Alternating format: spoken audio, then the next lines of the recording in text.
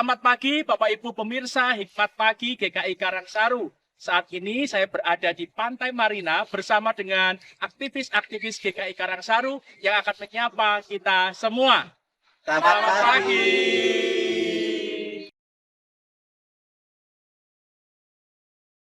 Shalom, selamat pagi Bapak, Ibu, Saudara-saudari yang terkasih dalam Tuhan. Bertemu kembali dalam program Renungan Hikmat Pagi GKI Karangsaru Semarang. Sebelum kita mendengar dan merenungkan firman Tuhan, mari kita minta penyertaan Tuhan di dalam doa. Mari kita berdoa. Bapa yang bertahta di dalam kerajaan surga, selamat pagi, terima kasih Kau bangunkan kami dengan tubuh yang boleh menerima berkat-Mu. Dengan tubuh yang segar, kami boleh menikmati akan indahnya alam ini. Tuhan, terima kasih. Kau beri kesempatan kepada kami untuk bersekutu bersama dengan Engkau di dalam mendengarkan dan belajar firman Tuhan. Tolong Tuhan, urapi kami, pimpin kami, sehingga kami bisa mengerti dan menerima firman-Mu yang akan disampaikan oleh Pendeta Angga Prasetya. Berkati kami Tuhan, juga berkati Pendeta Angga. Di dalam nama Tuhan Yesus kami berdoa. Amin. Tema Hikmat Pagi hari ini, Senin tanggal 3 Agustus 2026 dengan tema Bukan Orang Suci yang Menyendiri. Renungan akan disampaikan oleh Pendeta Angga Prasetya. Bacaan diambil dari Kisah Para Rasul 2 ayat 41 yang berbunyi demikian.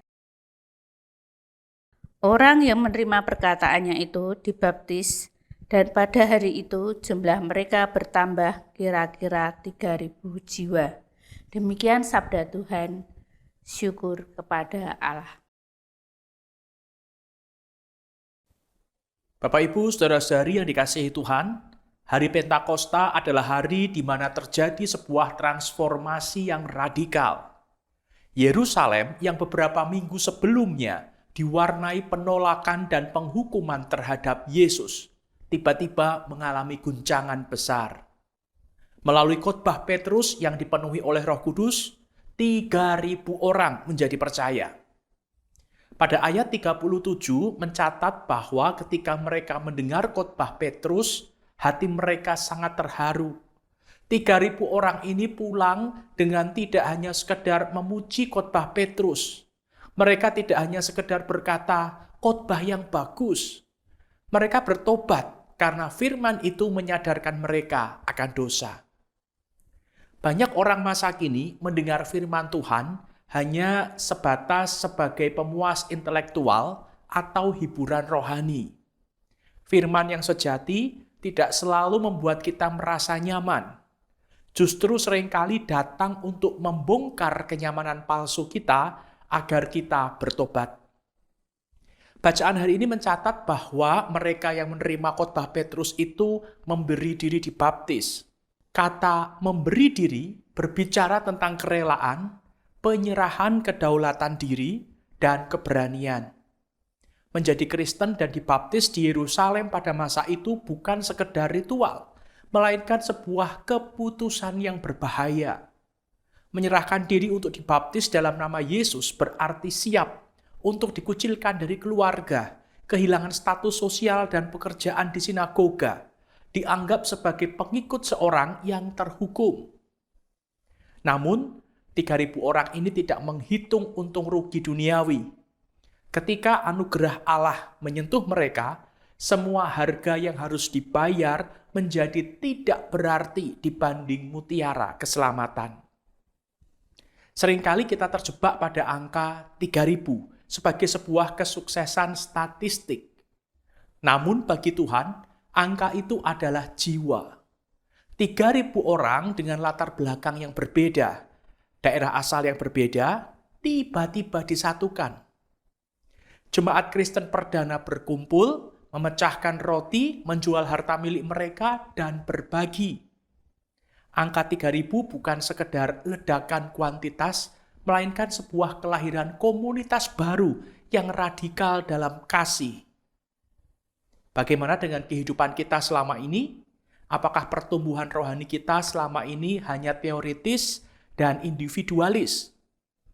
Keselamatan memang bersifat pribadi, tetapi dampaknya selalu bersifat komunal. Kita dipanggil bukan untuk menjadi orang suci yang menyendiri, melainkan bagian dari tubuh Kristus yang peduli pada jiwa-jiwa lain. Kita dipanggil bukan untuk menyendiri, tetapi untuk bertumbuh bersama dalam kasih. Mari kita berdoa.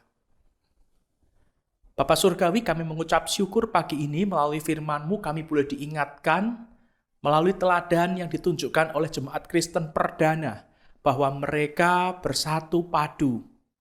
Mereka tidak menyendiri, tetapi mereka bersatu dalam satu kesatuan persekutuan sebagai anak-anak Tuhan.